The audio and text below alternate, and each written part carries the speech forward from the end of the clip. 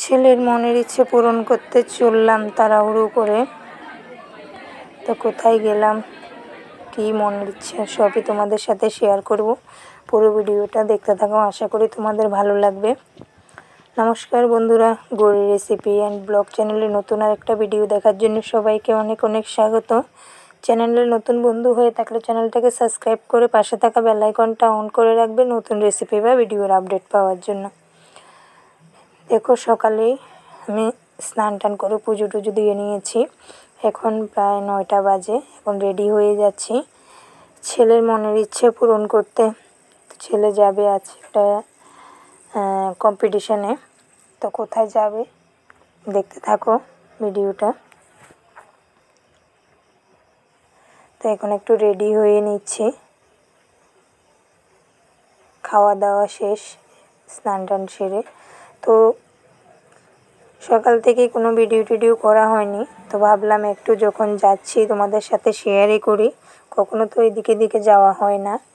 তো ঘর থেকে ঘরে দরজা তালা লাগিয়ে বেরিয়ে পড়লাম। এই দেখো, রাস্তার সাইডে সবাই কাজ করছে, আর বেরিয়ে ঘর থেকে রাস্তাতে বেরিয়ে চলে এসেছি। খুব তাড়াহুড়ো করেই যাচ্ছি।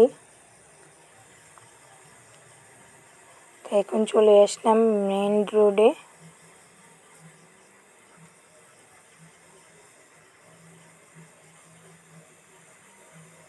এতটা গরম পড়ছে কি বলবো, ছেলে তো আগেই দৌড়ে দৌড়ে যাচ্ছে।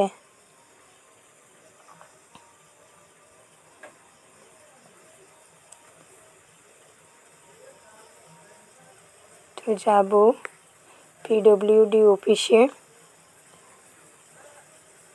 তো চলে এসেছি এখানে বিশ্বকর্মা পুজো উপলক্ষে। অনেক দেখো কি সুন্দরভাবে সাজাচ্ছে। এটা হচ্ছে বিশ্বকর্মা পুজোর আগের দিনকের ভিডিও, সোমবারের ভিডিও। তো সবাই আসছে যাদের যাদের নিমন্ত্রণ আছে।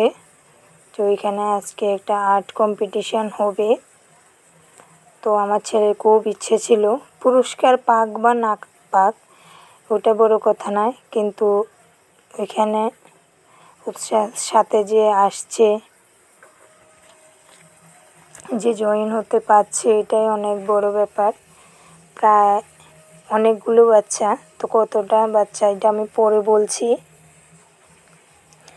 তো ছেলে চলে গেছে বসার জন্য। আর দেখো কতগুলো বাচ্চা, এখনও কিন্তু পুরোটা হয়নি। এটা শুধু একটা হল রুমের থেকেও মনে বড় হবে, এপাশ ওপাশ করে ছাদে। অন্যান্য বছরও এখানে এমন কম্পিটিশান হয়। আর চারিদিকে দেখো কত মানুষজন এখনও আসছে, কিন্তু আমার ছেলে দূরে দাঁড়িয়ে আছে। তো আমি এখন চলে এসেছি নিচে, আমাদের যেখানে অভিভাবকদের বসার জায়গা, ওইখানে চলে এসেছি। এসে বসে পড়লাম। এখানে প্রায় 350-এর উপরে বাচ্চা আছে, ক্লাস 8 অবধি বাচ্চা, নার্সারি বিভাগ থেকে। ওই দেখো, এটা আরেকটা রুম। ওই রুমটাতে আর জায়গা হয়নি, তাই আরেকটা রুম হল রুমে নিয়ে এসেছে। তো সব কিছু কম্পিটিশান শেষ। এত ভিড়াভিড়ি ছিল, আর কিছু দেখাতে পারলাম না। এখন ছেলেকে ডাক্তার দেখাতে নিয়ে এসেছিলাম, তো ডাক্তার দেখানো হয়ে গেছে। তো বেরিয়ে এসেছি এখন।